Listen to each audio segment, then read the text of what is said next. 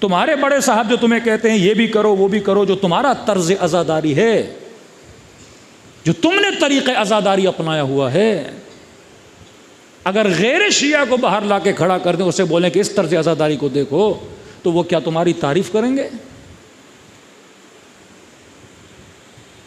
جو عراق میں ایک بازار لگایا جاتا ہے، صرف آپ گوگل پہ لکھیں شیعہ، کون کون سی پکچرز آتی ہیں کہ اگر میں کسی اور کو کھڑا کر دوں، بولوں یہ شیعت ہے، یہ عزاداری اور یہ روح عزاداری ہے، تو کیا ہماری طرف اٹریکٹ ہوگا؟ کہ یہ بات تو آپ صحیح کہہ رہے ہیں، اگر غیر مسلم غیر شیعہ یہ چیزیں دیکھے گا اٹریکٹ نہیں ہوگا۔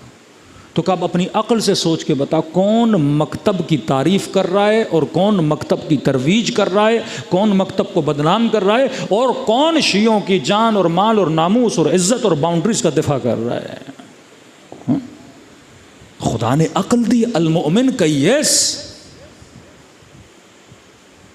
امام حسین جب مکے سے جا رہے تھے کربلا، کئی لوگ امام حسین کی خدمت میں آئے، فرمایا مولا حسین آپ کربلا نہ جائیے، جن میں ابن عباس، ابن عمر، ابن زبیر، بی بی ام سلمہ، عبداللہ ابن مطیع، نہیں جائیے۔ کیوں نہ جاؤں؟ فرمایا حسین ابن علی آپ کو قتل کر دیا جائے گا۔ ام سلمہ رسول کی زوجہ، نہیں جائیے قتل کر دیے جائیں گے، آپ سید الحجاز ہیں۔ تو ان کی فکر غلط تھی نا۔ آج سب سے بڑا مسئلہ غلط فکر کا ہے۔ فکر اگر غلط ہو پورا سماج غلط ہو جاتا ہے۔ اس جوان کی فکر اگر غلط ہو جائے، اس کا پورا مکتب، اس کی پوری راہ و روش، اس کا زندگی کا لائف سٹائل خراب ہو جاتا ہے۔ یہ ورڈز کتنے یوز ہوتے ہیں، conservative, broad minded, open minded, old minded. اگر کسی بچی کی یہ فکر ہو جائے کہ اگر میں حجاب کروں گی تو میں سوسائٹی میں محدود ہو جاؤں گی، فکر ہو جائے۔ کسی باپ کی یہ فکر ہو جائے کہ بیٹی حجاب کرے گی محدود ہو جائے گی، شاید رشتے نہ آئیں، یہ نہ ہو وہ نہ ہو، ترقی نہ کر سکے، آگے نہ بڑھ سکے، فکر غلط۔ میں فرانس گیا تو وہاں پیرس میں کسی خاتون نے کہا مولانا یہاں ایک ایسی جاب کرتی ہوں جس میں حجاب پہ پابندی ہے۔ میں نے کہا پھر آپ کیا کرتی ہیں؟ کہ میں جاب پہ جاتی ہوں، دوپٹہ اتار دیتی ہوں، باہر آتی ہوں پہن لیتی ہوں۔ وہاں کا مولوی اتنا مجبور کہ بیٹی کو اسکول بھیج رہا ہے، مولانا اپنے ہاتھ سے اسکول جاتی ہے، حجاب اتار دیتا ہے، باہر آتی ہے بیٹی کو پہنا دیتا ہے۔ مولانا مجبوری ہے، فکر غلط۔ یہ رزق جو آپ حجاب اتار کے کما رہے ہو، جب رزق ہی حلال نہیں ہوگا پھر نسلوں کے پیٹ میں جائے گا۔ زندگی صرف سروائیول کا نام نہیں ہے، نیٹ ورک آف اہل بیت میں رہ کے زندگی گزارنے کا نام ہے۔ کس چیز پہ کمپرومائز کر کے کس چیز کے پیچھے جا رہا ہوں؟ آج وہاں جانے والوں کی گاڑیاں، جائیدادیں، نام، نیشنلٹیز آپ کو نظر آتی ہیں۔ 30 40 سال کے بعد جب ان کے بچوں کا اور ان کا حال دیکھو گے تو بولو گے اللہ کا شکر ہے کہ باس ٹاؤن میں بڑا ہوا اور پلا، نسل تو بچی۔ 1 لاکھ میں میرے مہینے کا گزارا ہو رہا تھا، چلو 20 لاکھ اگر مہینے میں کما دوں گا، کون سی قیامت آ جائے گی؟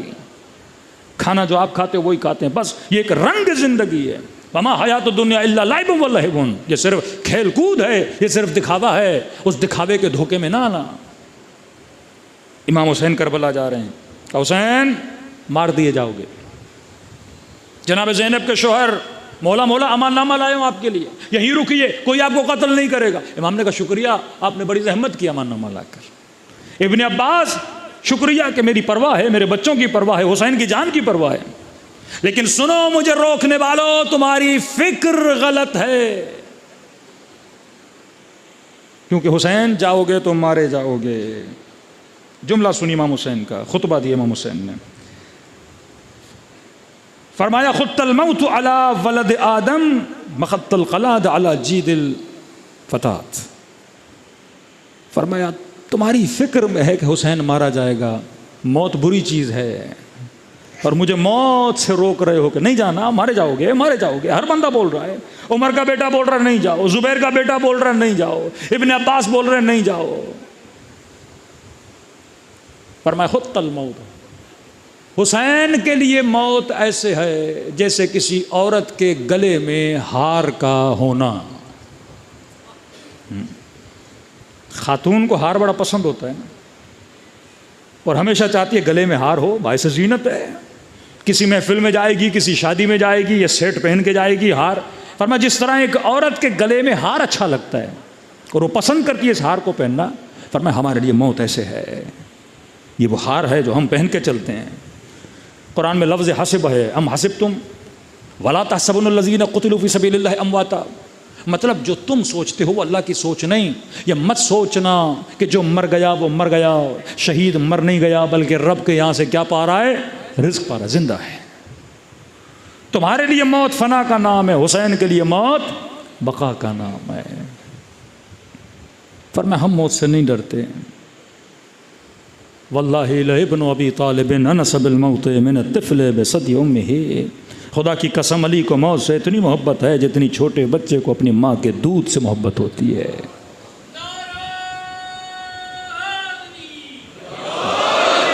تبھی دعا کرتے ہیں کہ اللہم اجعل محیای محیا محمد آل محمد ومماتی ممات محمد آل محمد.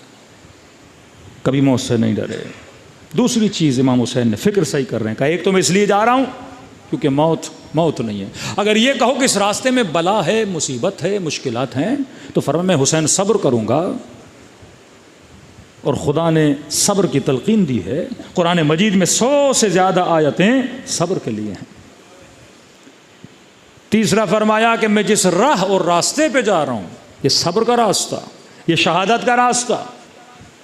اور فرمایا آئے لوگو بالرضا نا رضا اللہ. یہ ذہن میں بات رکھنا کہ ہماری رضایت میں خدا کی رضایت ہے. حسین کو راضی کرو تو رب تجھ سے کیا ہو جائے گا؟ راضی ہو جائے گا. پھر امام نے دعوت دی کہ تم میں سے کون ہے جو حسین کے ساتھ چلیں؟ اگر چلو گے جو راہ شہادت ہے، لیکن اگر ساتھ نہیں دو گے تو فرمایا تم میں سے کوئی خوش نہیں رہے گا. ایک بندے نے کہا حسین میں آپ کی مدد کروں گا. امام نے کہا مدد کر.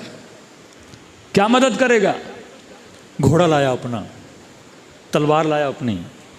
مولا یہ گھوڑا آپ کو دے سکتا ہوں. کہ مجھے گھوڑا نہیں چاہیے، تلوار نہیں چاہیے.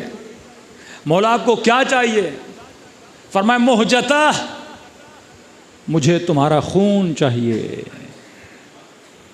حسین خون مانگتے ہیں. جان دے سکتے ہو حسین کو؟ مال چھوڑ دے.